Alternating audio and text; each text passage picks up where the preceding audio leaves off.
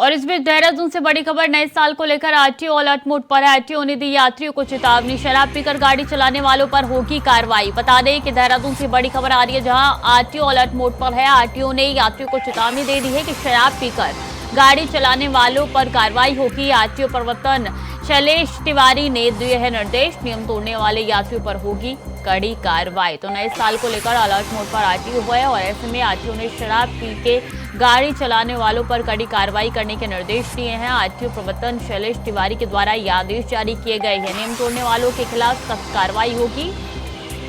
और शराब पीकर कई लोग गाड़ी चलाते हैं। नए साल के अवसर पर इस तरीके की जो घटनाएं हैं वो निकल के सामने आती है। रोड एक्सीडेंट ज्यादा हो जाते हैं और ऐसे में ये आदेश दे दिए गए हैं। उत्तराखंड में हमेशा टूरिस्ट जो आते हैं उनका स्वागत है। हम चाहते हैं कि अधिक से अधिक टूरिस्ट आएँ, लेकिन टूरिस्ट जो आते हैं नियम कानून का पालन करें। जो ट्रैफिक के नियम है, खासकर पहाड़ी क्षेत्र है, पहाड़ी क्षेत्र में दुर्घटना होने की संभावना बहुत ज़्यादा रहती है, इसलिए होशियारी से गाड़ी चलाइए आप। और जो नियम है यहाँ के प्लेसेस के बारे में जानकारी प्राप्त कर लीजिए और शराब पी करके और ओवर स्पीडिंग एकदम न करें। पुलिस विभाग और परिवहन विभाग दोनों इस चीज़ को रोकने के लिए। तुषार हमारे साथ जुड़ चुके हैं ज़्यादा जानकारी के लिए। तुषार, कड़ी कार्रवाई के आदेश भी दिए हैं, लेकिन सबसे ज्यादा जरूरी है किस तरीके से इसको मेंटेन किया जाएगा, क्या चेकिंग होगा?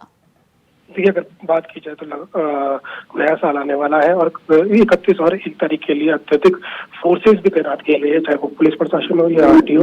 देहरादून की बात की जाए तो देहरादून के जितने भी संवेदनशील इलाके हैं, क्षेत्र हैं, वहाँ पर अत्यधिक पुलिस बल तैनात किया गया है, क्योंकि ऐसे में नए साल की आड़ में कई लोग हैं या फिर जो यात्री बाहर से आते हैं वो भी मौज मस्ती के साथ साथ हुड़दंग भी मचाते हैं। ऐसे में पुलिस प्रशासन की बहुत जरूरी होती है कि सेफ्टी जो स्थानीय निवासी हैं, साथ साथ शोर शराबा ना हो, ऐसी जगह संवेदनशील जगह हो जहाँ पर लोग लड़ना शुरू कर देते हैं। ऐसे लोगों को रोकने के लिए बैरियर लगाए जाएंगे। साथ साथ जो शराब पीकर गाड़ी चलाएंगे उनके लिए अल्कोहल मीटर भी होगा।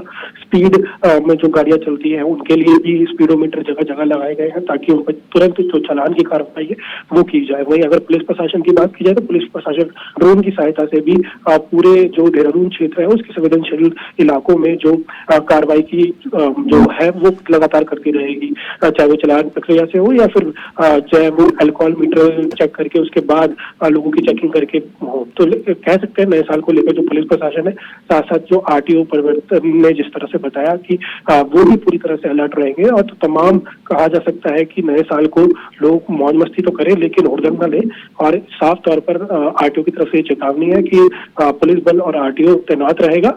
अगर कोई ऐसा हुड़दंग मचाते हुए मिलेगा तो उस पर कड़ी कार्रवाई की जाएगी। जी, कितने पुलिस जो है वो सड़क पे रहेंगे, चेकिंग अभियान में शामिल रहेंगे और किस तरीके से प्लानिंग की गई है आने वाले साल को लेकर?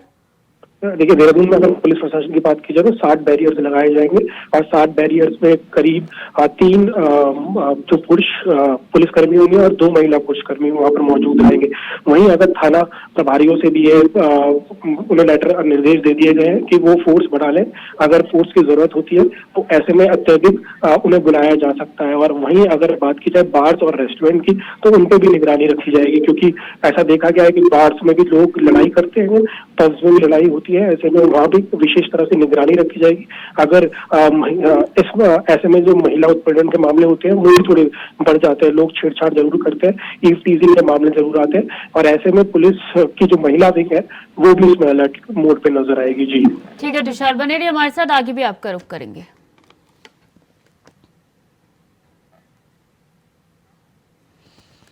और खबर देहरादून से है, जहां मौसम विभाग ने एक बार फिर से पूरे प्रदेश भर के लिए पूर्वानुमान जारी किया है। मौसम वैज्ञानिक रोहित थपलियाल ने कहा है कि 31 दिसंबर और 1 जनवरी को प्रदेश के पहाड़ी क्षेत्रों में बारिश और बर्फबारी का अनुमान है। ऐसे में अगर मौसम विभाग की भविष्यवाणी सच साबित होती है तो दूर दराज से उत्तराखंड पहुंच रहे हैं लोग मौके का फायदा उठा सकते हैं। साथ ही बारिश और बर्फबारी के चलते कड़ाके की ठंड बढ़ने के आसार नजर आने के लिए कहा गया है। दिन बाद 30-31 के बाद जो है 30-31 और 1 तारीख में उत्तराखंड में पर्वतीय क्षेत्र, विशेषकर जो उत्तरकाशी, रुद्रप्रयाग, चमोली, पिथौरागढ़, बागेश्वर है, वहाँ पर कहीं कहीं हल्की वर्षा देखने को मिल सकती है। साथ ही जो 3000 मीटर या उससे अधिक ऊंचाई वाले क्षेत्र हैं वहाँ पे बर्फबारी भी मिल सकती है इन क्षेत्रों में 30 तारीख, 31 तारीख और 1 तारीख को।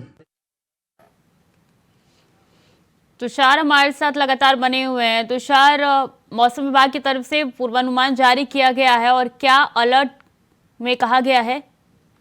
देखिए, अगर बात की जाए तो मौसम विभाग ने 30, 31 और 1 जनवरी के लिए अलर्ट जारी किया गया था और उसमें जो पर्वतीय क्षेत्र है 3000 फीट से जिन ऊंचाइयां हैं वहां पर हल्की बारिश और बर्फबारी की जो चेतावनी है वो दी गई थी। और अगर मैदानी क्षेत्रों की बात की जाए तो हरिद्वार और उधम सिंह नगर, हल्द्वानी जैसे जो क्षेत्र है वहां पर गड़ा कोहरा छा सकता है। और कल जिस तरह से हमने देखा है हरिद्वार में दिन भर जो कोहरा है वो रहा और साथ साथ जो धूप है वो नहीं निकली। उधम सिंह नगर का भी यही हाल था।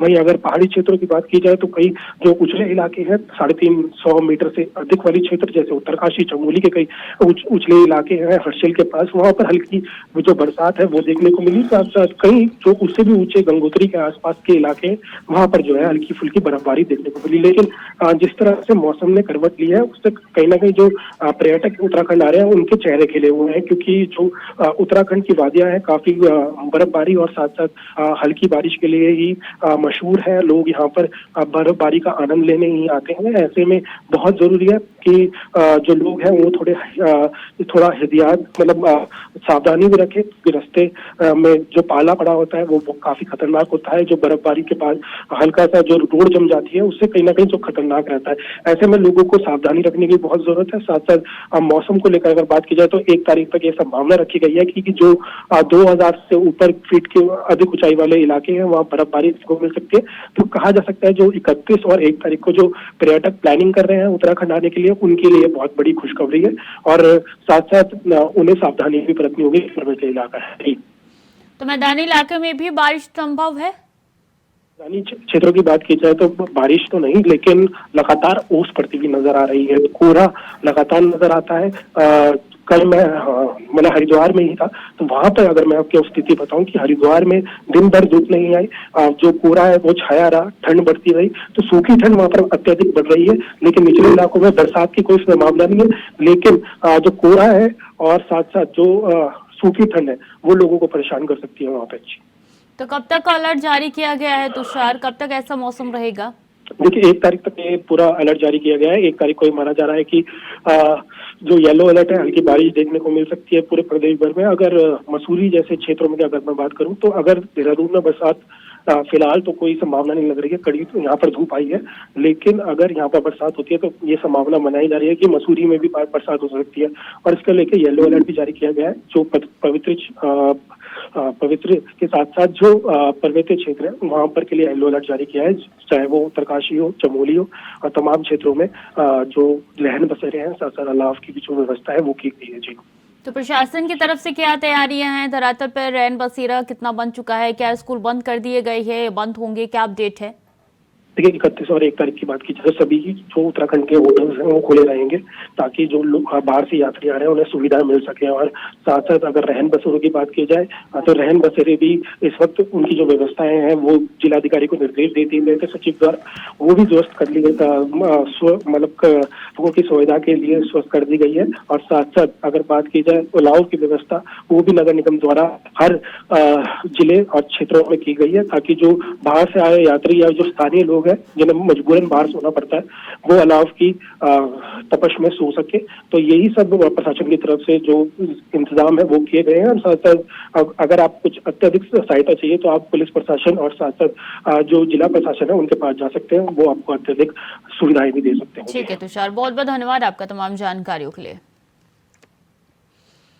और खबर देहरादून से है। अयोध्या में बनने जा रहे उत्तराखंड के राज्य अतिथि गृह में पौराणिक संस्कृति की झलक दिखाई देगी। इस बात की जानकारी संस्कृति परिषद के उपाध्यक्ष मधु भट्ट ने दी है। उन्होंने बताया कि उत्तराखंड के 4 धाम का चित्रण भी इस अतिथि गृह में दिखाई देगा। इसके साथ ही तैयारियां पूरी हो चुकी है और जल्द ही निर्माण कार्य शुरू हो जाएगा, चूंकि राज्य सरकार को अयोध्या में जमीन भी मिल गई है।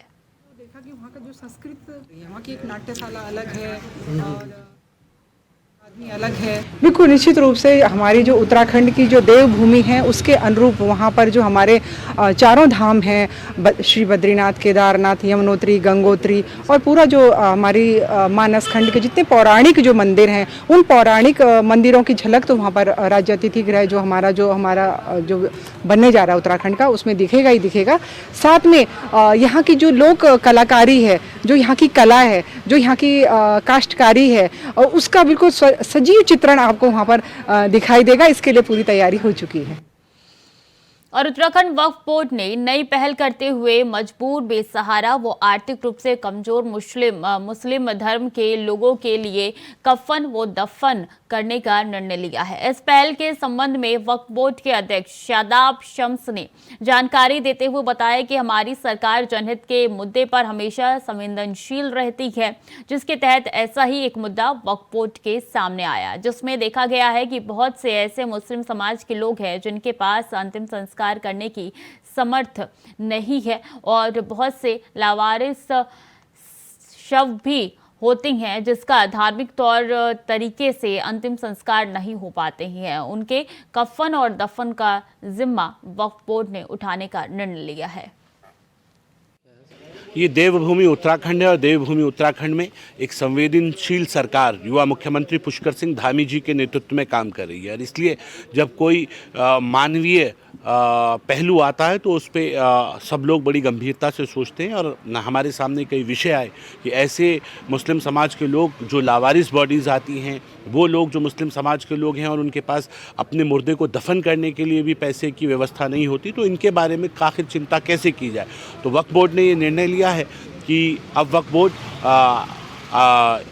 जितने भी लावारिस लोग होंगे उनकी कफन दफन की जिम्मेदारी वक्फ बोर्ड उठाएगा। जो गरीब अपने मुर्दे को कफन देने की हैसियत में नहीं होंगे उनकी जिम्मेदारी भी अब वक्फ बोर्ड अपनी जो कमेटियां हैं उनके माध्यम से उनकी मदद करेगा और उसका सारा खर्च वक्फ बोर्ड वहन करेगा।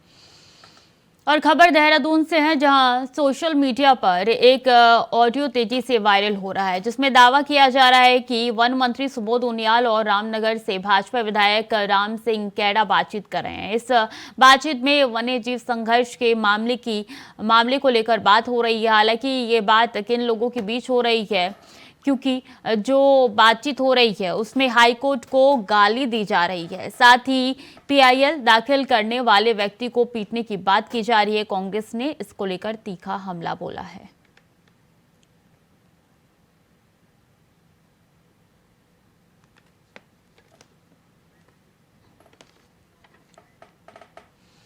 उत्तराखंड के राशन डीलर कमीशन ना मिलने से बेहद नाराज है। सभी राशन डीलर 1 जनवरी से हड़ताल पर जाने की चेतावनी दे चुके हैं। भगवानपुर में आयोजित all India fair price shop dealer federation के एक कार्यक्रम में प्रदेश भर की बड़ी संख्या में राशन डीलर पहुंचे, जहां उन्होंने सरकार से आर पार की लड़ाई लड़ने का ऐलान कर दिया। फेडरेशन के प्रदेश अध्यक्ष रेवाधर ब्रजवासी ने कहा कि राशन डीलर की समस्याओं पर सरकार कोई ध्यान नहीं दे रही। आलम यह है कि पिछले लंबे समय से उन्हें कमीशन तक भी नहीं मिला है। अब अगर सरकार ने जल्द ही कमीशन के साथ साथ उनका मानदेय आदि की व्यवस्था नहीं की तो प्रदेश के सभी राशन डीलर आगामी 1 जनवरी से हड़ताल पर चले जाएंगे। इस ठंड को खा रहे हैं, ये गम की लड़ाई है, गम की। देखिए, सरकारी सस्ता गल्ला विक्रेताओं की विभिन्न मांगों के समर्थन में राष्ट्रीय संगठन all India fair price shop dealers federation द्वारा के राष्ट्रीय संगठन द्वारा जो हड़ताल की घोषणा की गई है उसमें उत्तराखंड प्रदेश का संगठन भी शामिल है। हम भी समर्थन करते हैं क्योंकि कई वर्षों से सरकारी सस्ता गल्ला विक्रेताओं की एक मांग रही है कि हमें मानदेय दिया जाए। उस मानदेय के लिए हमारी सरकारों ने उसमें विचार करना चाहिए।